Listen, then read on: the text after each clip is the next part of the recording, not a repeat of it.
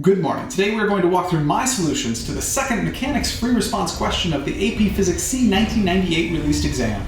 AP is a registered trademark of the College Board which was not involved in the production of and does not endorse this product. Here we go. Hey guys. Hey Bo. Hi Bo. Flippin' physics. All right, question number 2. We have two small dense objects attached by on this rod of negligible mass and length L and a lump of clay. Now all of the objects, the two dense objects and the lump of clay, all have a mass of M. They're all identical masses.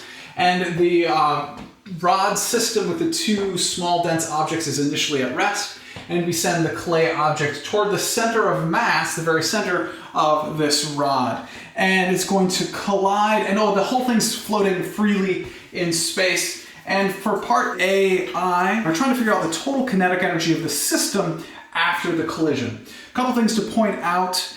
Because this mass runs into the center of the clay, runs into the center of mass of the rod system, then it's not actually going to cause it to rotate. So the only type of kinetic energy final we're going to have is translational kinetic energy.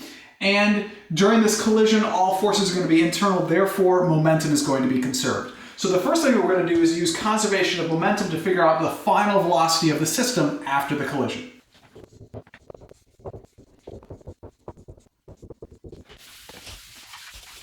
So part AI, the conservation of momentum, the sum of the initial momentums for the system is equal to the sum of the final momentums of the system, where momentum is a vector. Therefore, we have the initial momentum of the rod system plus the initial momentum of the clay is equal to the final momentum of the rod system plus the final momentum of the clay. We can substitute in the equation for momentum, mass times velocity.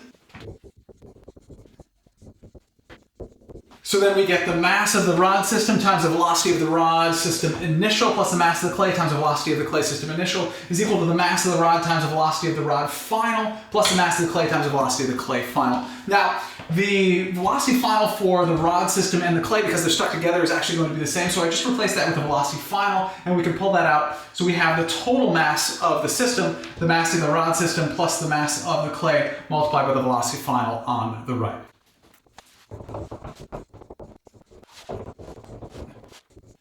Then we can substitute in our variables. The mass of the rod system is the mass of each of the two small dense objects, so that's going to be m plus m. But the initial velocity of the rod system is actually equal to 0, so this whole piece actually goes away. Plus we have the mass of the clay was just m times the initial velocity of the clay was v naught. And that's equal to the total mass of the system, which is going to be the mass of the rod system, mass m plus m, 1 and 2. Plus the mass of the clay, which is just m, that whole piece multiplied by the velocity final. So on the right, or on the left, we get m times v naught. On the right, we get 3m of v final. You can see we can cancel out the masses, and therefore the velocity final is equal to v naught over 3.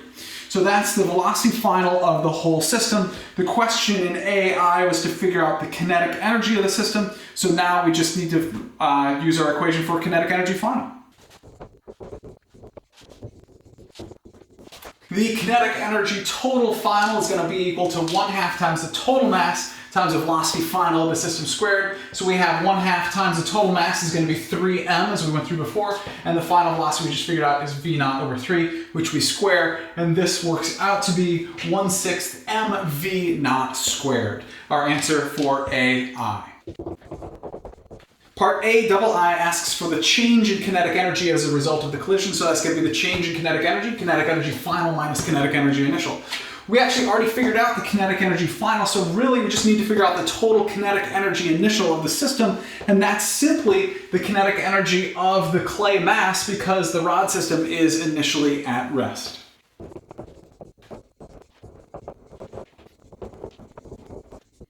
So we plug in the kinetic energy final, which we figured out to be 1/6 mv naught squared, minus the kinetic energy initial. Again, is just the kinetic energy of the clay. So that's 1/2 the mass of the clay times the velocity of the clay initial, or 1/2 times m times v naught squared. mv naught squared is common, so we can pull that out and we get 1/6 minus 1/2 times mv naught squared, or 1/6 minus 3 over 6. And that works out to be negative mv naught squared over 3, our answer to A double I. Part B, they're redoing the experiment. This time we're sending the clay mass directly at the small dense object on the right, and it's going to stick to that object. We still have the exact same objects. We still have the initial velocity. We just changed the location which it's going to run into the rod system. And part BI asks for the distance from the left end of the rod to the center of mass of the system immediately after the collision. And this parenthetical statement here, assume the radii of the spheres in the clay lump are much smaller than the separation of the spheres, means that this clay lump we can consider to have the same center of mass as this dense object on the right. So we're going to use the equation for the position of center of mass of a system of particles. So the position of the center of mass is going to be equal to, for a system of particles, on the top, the sum of the masses of each object times the position from our 0 point for each object. And they identified the left end as our 0 point, so we're going to do all of our distances from the left end. So this is the mass of the left small dense object times the position of that small dense object on the left, plus the mass of the right object times the position of the small dense object on the right, plus the mass of the clay times the position of the clay, divided by the total mass of the system. And now we can substitute in our numbers. Each of our objects has a mass of m, so you can plug that in for every single one of the masses. The position of the left object from the left is actually 0. And each of the two, the right object and the clay, both have a distance L from the left end. So you end up with 2mL over 3m, or 2L over 3 for the answer for BI, the distance from the left end for the center of mass of the whole system after the collision. Part B double I, indicate the direction of the motion of the center of the mass of the system immediately after the collision. Well, before the collision, the only thing moving is the clay object, so the initial momentum of the system is straight up. And during the collision, all the forces are internal, so there's no net force, so it's just going to continue to move in the same direction. The momentum is going to stay the same. Therefore, the final momentum of the system is also going to be up, therefore the velocity is going to be up. So you write this. But notice that they actually don't ask you to describe why, so all you need to do is draw an arrow. No explanation necessary. Part B triple I, determine the speed of the center of mass immediately after the collision. So again, this is conservation of linear momentum. The sum of the initial momentums equals the sum of the final momentums. So we end up with the sum of the initial momentums of the system is equal to the sum of the final momentums of the system, or the initial momentum of the rod plus the initial momentum of the clay is equal to the final momentum of the rod plus the final momentum of the clay, where momentum is a vector. And again, we can substitute in the equation for linear momentum. So substituting in mass times velocity for momentum, we have the mass of the rod system times the velocity of the rod system initial plus the mass of the clay times the velocity of the clay initial is equal to the mass of the rod times the velocity of the rod final plus the mass of the clay times the velocity of the clay final. And again, the clay and the rod are stuck together, so they're going to have the same final velocity. So it's the total mass of the rod clay system, the mass of the rod plus the mass of the clay times the velocity final. So substituting in, we get m plus m for the mass of the rod times the velocity of the rod initial, which is 0. That whole piece actually cancels out. Mass of the clay is m, the velocity of the clay initial is v naught. On the right-hand side, the total mass of the system is going to be 3m times the velocity final. So we end up with m of v naught is equal to 3m of v final. Once again, those masses cancel out and we get the velocity final equals v naught over 3. Mr. P, didn't we get the exact same thing for part A? Billy, that's a great point. You are correct. This velocity final that we got here is actually exactly the same as what we got in part A when we sent the clay object to the center of mass of the rod system rather than the right end of the rod system. Now, that actually makes sense because the initial momentum was the same, the initial linear momentum was the same, no matter where we send the clay object. Therefore, because momentum is conserved, the final linear momentum is going to be the same as well. The difference here in part B is that the whole system also has an angular velocity, not just a linear velocity. So it's going to be translating the same, but it's also going to have an angular velocity. Which brings us to part BIV, or B4, or before, part before. I don't know, that doesn't make any sense.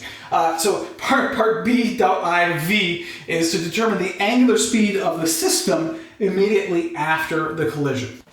Therefore, in order to figure out the angular velocity final of the system, you need to identify that the net torque about the center of mass of the system is equal to 0. Therefore, angular momentum is conserved. Mr. P, Yes, Bobby? I've never really understood that very well. Could you please explain when angular momentum is conserved just a little bit more? Sure, I can do that. Let me just draw a quick picture, then I can talk about it. Okay, if you recall, the center of mass is located right here. We already figured that out. It's 2L over 3. Now, during the collision, the clay lump and the small dense object on the right run into one another. And they're each going to apply a force on the other one.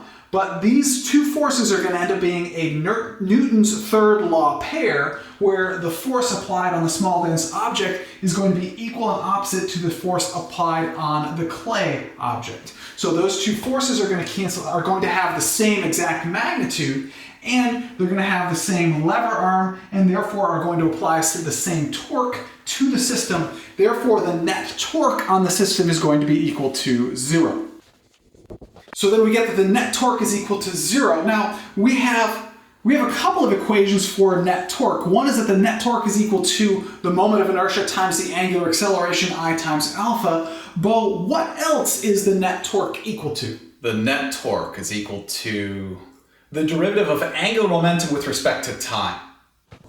Right, the net torque is equal to the derivative of the angular momentum with respect to time. Therefore, when we take the net torque about this x center of mass, that is equal to 0, and therefore the derivative of the angular momentum with respect to time is also equal to 0, which means the angular momentum is not changing, which means we have conservation of angular momentum.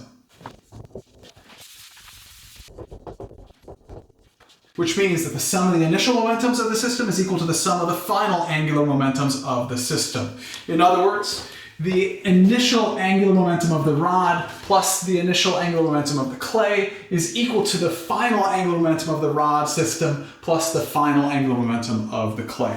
Now, this is complicated enough that we're going to walk through it piece by piece. And one major thing to remember is, because this comes from the fact that the net torque is equal to 0, whenever you sum the torques, it has to be around some sort of axis of rotation, which means the conservation of angular momentum is always about some axis of rotation, some point about which you have the angular momentum. And that this particular problem, it is the center of mass of the rod system, which is 2L over 3 from the left-hand small dense object. Looking at the total angular momentum of the system, initial and final, piece by piece. The initial velocity of the rod system is equal to 0 because it's at rest. Therefore, the initial angular momentum of the rod system is also equal to 0. The initial angular momentum of the clay. Now, because the clay is a particle, we're going to use the equation for angular momentum of a particle. R cross P, or the distance from the clay initial to the axis of rotation, the point where we sum the torques around, with the cross product of the linear momentum of the clay initial. Or if you prefer, and it's easier to work with in this particular case, we're going to say RMV sine theta, or again, the distance from where the clay is to the axis of rotation initial, times the mass of the clay, times the velocity of the clay initial, times the sine of the clay, the sine of the angle of the clay initial. Now this angle is the angle between R and V.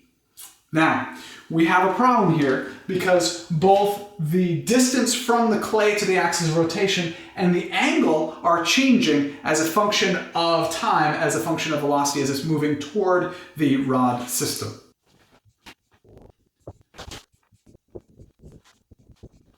In other words, both this distance right here and this angle right here are changing as this clay piece moves toward the rod system.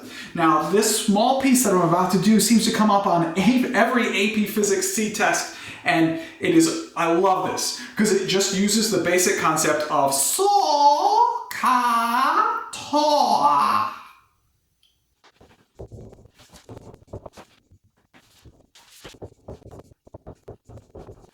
In other words, so, sine of theta equals opposite over hypotenuse.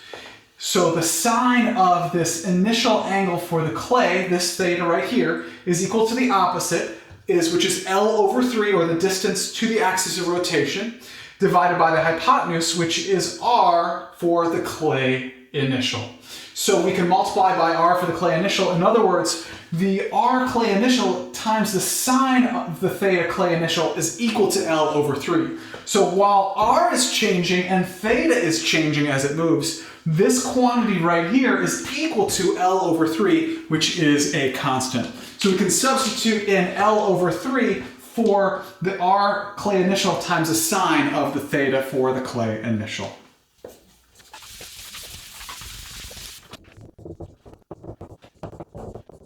So we can substitute in for the R of the clay initial times the sine of the theta for the clay initial, L over 3. We can substitute in for the mass of the clay, just M, and the velocity of the clay initial is just V naught. In other words, the initial angular momentum of the clay is equal to Lm V naught over 3.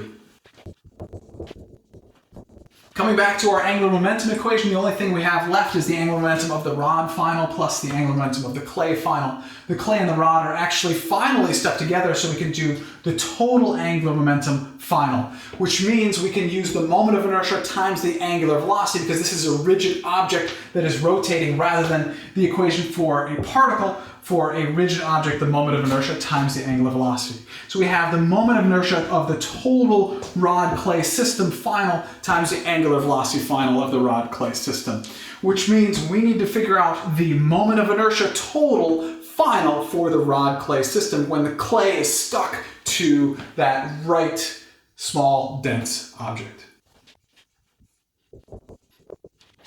So just to make sure we understand the picture, we have the left object, the right object, and the piece of clay. And again, these two are so close to one another they can have the center of mass, but I'm separating the picture because it's easier to see it that way. This is our x center of mass, which means that the left object is 2L over 3, and both of our right objects, the right object and the clay, are L over 3 from the x center of mass. The moment of inertia. The moment of inertia total final is going to be the moment of inertia of the left object plus the moment of inertia of the right object plus the moment of inertia of the clay, or mr squared for each one. So the mass of the left object times the r of the left object squared, plus m for the right object times r for the right object squared, plus the mass of the clay times r, the distance to the axis of rotation for the clay squared. And we can now substitute in values. Each of the objects has a mass m, and the left object is 2L over 3 from the center of mass, and both the right object and the clay are L over 3 from the x center of mass. So we get m times 4L squared over 9 plus mL squared over 9 plus mL squared over 9, or the quantity mL squared multiplied by 4 over 9 plus 1 over 9 plus 1 over 9, which works out to be 2mL squared over 3, which means we can now come back to figuring out our angular momentum final. We can multiply what we just got for the moment of inertia total final times the angular velocity final. So now we have our total angular momentum final, 2mL squared over 3 multiplied by our angular velocity final. Our goal is to figure out this angular velocity final, so we come back to our conservation of angular momentum equation, and we now have all the pieces and we can solve for this angular velocity final. So we get the initial angular momentum of the rod initial, which was 0, plus the initial angular momentum of the clay initial, which was Lmv naught over 3, is equal to the angular momentum final of the rod and the clay, which is the total angular momentum final, which worked out to be 2mL squared over 3 times the angular velocity final. And you can see we can solve for the angular velocity final. And you can see mass cancels out from both sides, L cancels out from both sides, and 1/3 cancels out from both sides, and the angular velocity final equals V naught over 2L. And somewhere along the line it got lost, so remember this is our answer for B4.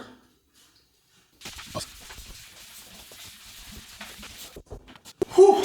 BV. Find the change in kinetic energy as a result of the collision. The only difference between part A and part B as far as change in kinetic energy is concerned is in addition to having a translational kinetic energy final, we now also have a rotational kinetic energy final. So the total kinetic energy final is going to be equal to the kinetic energy rotational final plus the kinetic energy translational final, and then we're going to have minus the kinetic energy initial. Substituting in the equations for our various kinetic energies, we have 1/2 times the moment of inertia total times the angular velocity final squared plus 1/2 times the total mass times the velocity final squared minus 1/2 times the mass times the velocity initial squared. And we can now substitute in our known variables. And we end up with 1/2 times the moment of inertia total final, which was 2ml squared over 3, times our angular velocity final, which was v naught over 2l, that squared, plus 1/2 times the total masses, which is going to be the left plus the right plus the clay, or 3m, times the final velocity, which we got to be v naught over 3, that squared, minus 1/2 times the mass. The only thing moving initially was the clay, so that's just going to be 1 mass times the velocity initial of the clay, which was just v naught, and that's squared. So we end up with 2ml squared times v naught squared over 24l squared plus 1/2 times 3m times v naught squared over 9 minus 1/2 times m times v naught squared. And we can continue to work with it. You can see that L squared cancels out over here, and we have a common mv naught squared. This works out to be 1/12. This actually works out to be 2/12 minus 6/12, just to have everything have a common denominator. And we can end up with... And we end up with negative mv naught squared over 4 for our answer for B5. Those are my solutions to free response question number 2. Hopefully right here soon there'll be some sort of box which you can click on so you can go see my solutions to question number 3. I'll see you there soon.